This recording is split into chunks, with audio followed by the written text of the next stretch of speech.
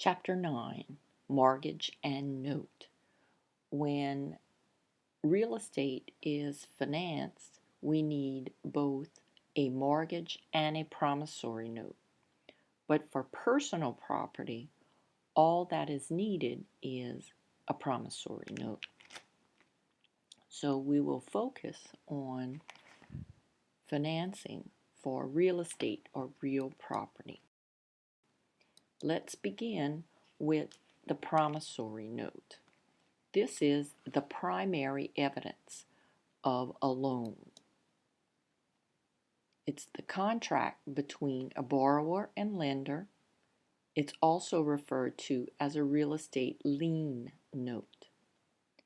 Of course, to be valid, the promissory note must be in writing. It must be between a borrower and lender that have capacity. It must state the borrower's promise to pay, the terms of the loan. It is to be signed by the borrowers and voluntarily delivered and accepted. Some of the terms associated with a promissory note are obligor and obligee. The obligor is the borrower in this situation, while the obligee is the lender. The principal is the amount borrowed, whereas the interest is the rent on the borrowed money. The promissory note will likely contain an acceleration clause. This allows the lender to demand immediate payment of the entire loan if the borrower defaults. And of course, the word acceleration means to speed up. Therefore, the acceleration clause means that it allows the lender to speed up all of the remaining payments and demand that amount due if the borrower defaults. And as mentioned a few moments ago, that there must be the signature of the borrowers agreeing to the terms and the conditions of the loan.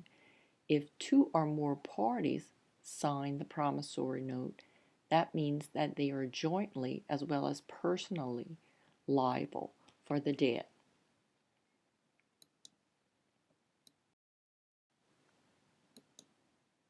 The mortgage instrument is a separate agreement from the promissory note that provides collateral to the lender to back up the promise made in the note by the borrower. This means that the lender can sell the property if it is not paid. In the United States, we have a situation known as hypothecation, in that the borrower retains the right to possess and use the property while simultaneously serving as collateral for the loan. The property serves as security for the debt without having the borrower give up possession. Of course, the mortgage instrument needs to be placed as a part of the public record. It is recorded as a lien.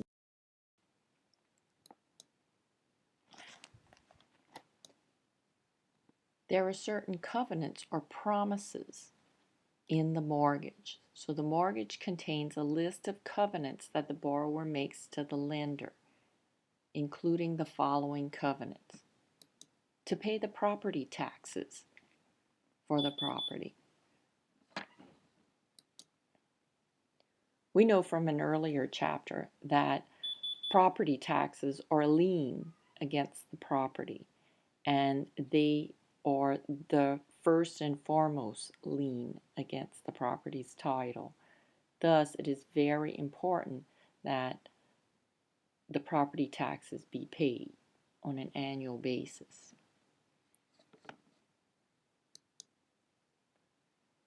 Borrower also promises against removing any of the property or removing any improvement to the property. Why? Because that would destroy its value.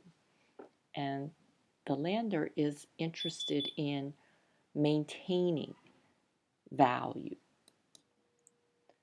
The borrower must also maintain property insurance.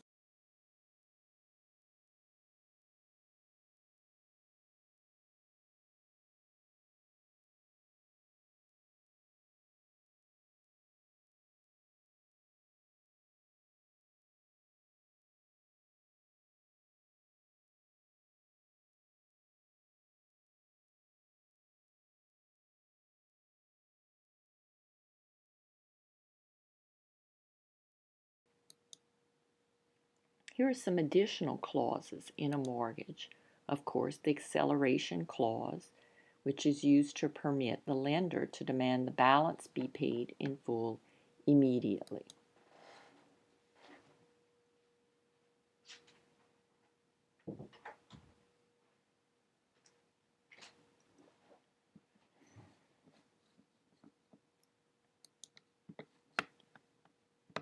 The alienation clause gives the lender the right to call the entire loan balance due if the property is sold or otherwise conveyed or alienated by the borrower. This is also called the due on sale clause. And finally, condemnation clause, when all or part of the property is taken. Of course, when the property's loan is paid off, the mortgage is then satisfied, and it's standard practice for the lender to return the promissory note to the borrower, along with a document called a satisfaction or release of the mortgage. Of course, if the mortgage was originally placed as a part of the public record, the satisfaction also should be placed as a part of the public record to let the world know that a debt no longer exists against the title of the property. A partial release releases a portion of the mortgaged property from the mortgage after part of the loan, a likely proportional amount of principal is paid.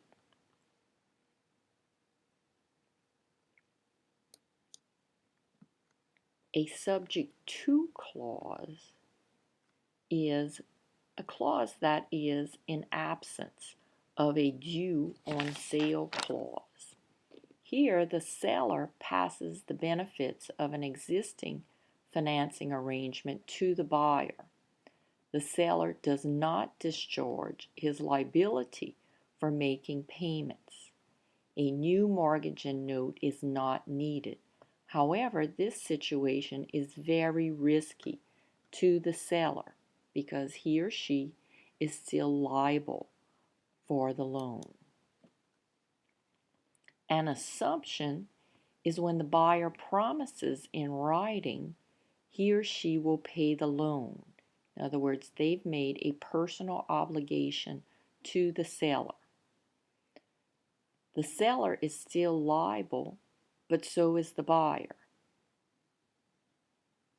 if the loan is not repaid.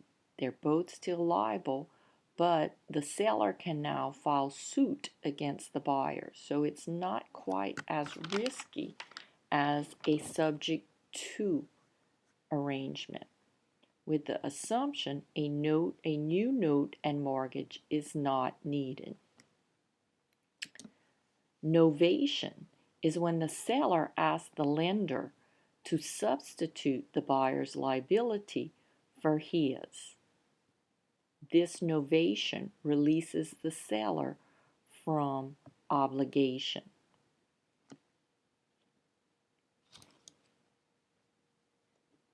An estoppel certificate occurs when a buyer continues making payments on an existing loan. He or she will need to know exactly how much money is left to pay. What is the amount outstanding? Therefore, it's prepared by the borrower to show the amount owed and the interest rate. That's the estoppel certificate. A certificate of reduction is what's prepared by the lender to show how much is still owed.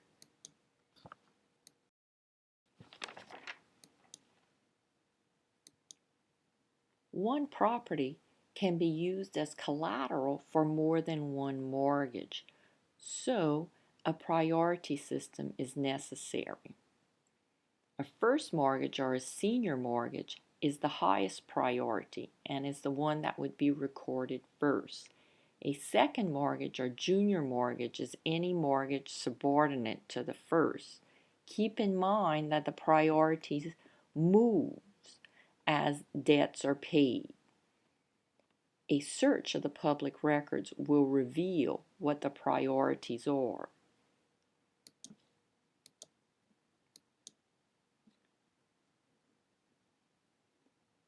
A lender may voluntarily accept a lower mortgage priority, and that's called subordination. A chattel lien is a lien for personal property. And we move on to foreclosure and of sale. Foreclosure occurs when a person's property is taken and sold to satisfy debt. Therefore, if a borrower is delinquent in his or her payments, the lender will try to work with the borrower, perhaps by stretching out the payments of the mortgage or trying to find a buyer for the property, which can then be sold and those proceeds used to extinguish the debt.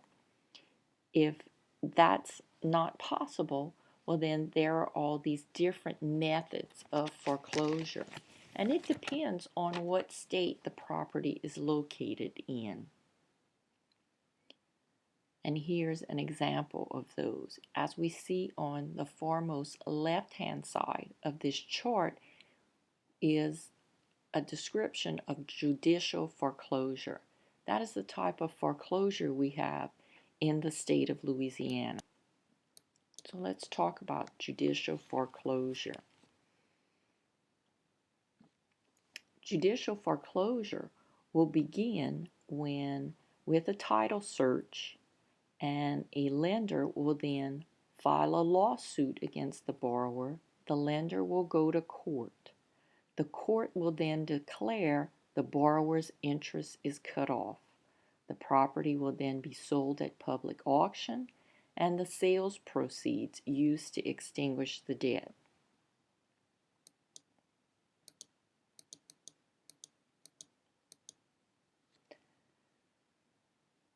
Junior mortgage holders can file what's called a surplus money action. For when the property sells, the junior mortgage holders hope that there are proceeds that can pay all claims. A notice of lis pendens informs the public that legal action is pending against the property. These actions would be filed with the county recorder's office and not the court. Of course, the property with a judicial foreclosure would then be sold at a public auction, and the objective is to get the best price for the property. All 50 states have what's called equity of redemption. That can occur any time between delinquency and sale. That means that the borrower can redeem themselves any time between the delinquency and the sale by paying what's due to the lender and then put themselves back into the place they were before the delinquency.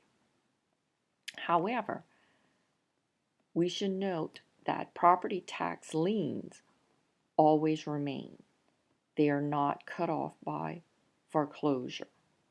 Now, what's bid at this public auction? Well, it's usually less than what's owed, and the lenders can bid the loan. They can bid up to what's owed without paying cash. All others then pay cash.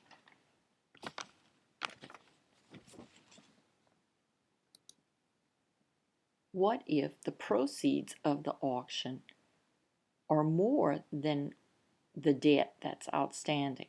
Well, then in that case, the borrower would receive the excess. What happens if the proceeds are less? Well, at that point, there may be a deficiency judgment that's filed against the borrower if the foreclosure sale does not bring enough to pay the balance owed. In some states, there's even what's called statutory redemption. We do not have this in Louisiana. This allows the foreclosed borrower, even after the foreclosure sale, to pay the judgment and retake title. A strict foreclosure only occurs in a couple of states. It is a judicial foreclosure without a judicial sale and without the redemption period. In this case, the borrower can make up the payments, or the lender can sell the property on the open market. This usually occurs when the debt outstanding is greater than the value of the property.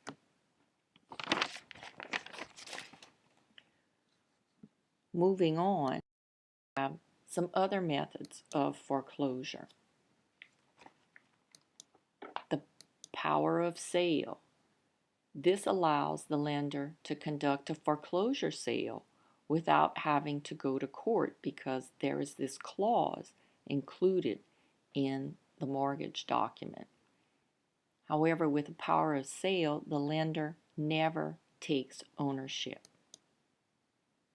With entry and possession, the lender is able to do so, take entry and possession of the property. A deed in lieu of foreclosure is what's termed as a friendly foreclosure. The borrower has been delinquent in their payments and then just signs over the deed to the lender. And the lender can do as he or she pleases, sell the property and extinguish the debt. An installment contract foreclosure. An installment contract occurs when the seller acts as the borrower and the seller acts as the lender and the buyer is the borrower. The borrower makes payments directly in installments to the seller. The seller retains the title to the property, but should the buyer not make payments in a timely manner, there can also be a foreclosure here, and it would act just like regular mortgages would be foreclosed upon in their state.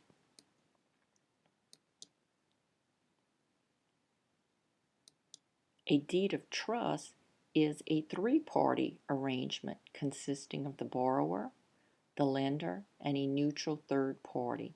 This is also known as a trust deed. We'll speak about the deed of trust in Chapter 10.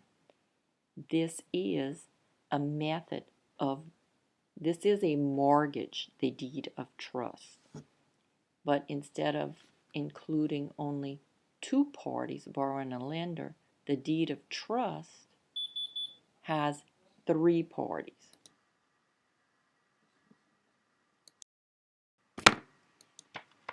An equitable mortgage is an agreement that, although it does not follow the form of a regular mortgage, it's still considered by the courts to be one. A security deed or a deed as security is a warranty deed with a reconveyance clause. In other words, this is a deed given as security for a loan. If the loan is paid, it conveys the property back to the buyer. If it's not paid, well, then the lender forecloses.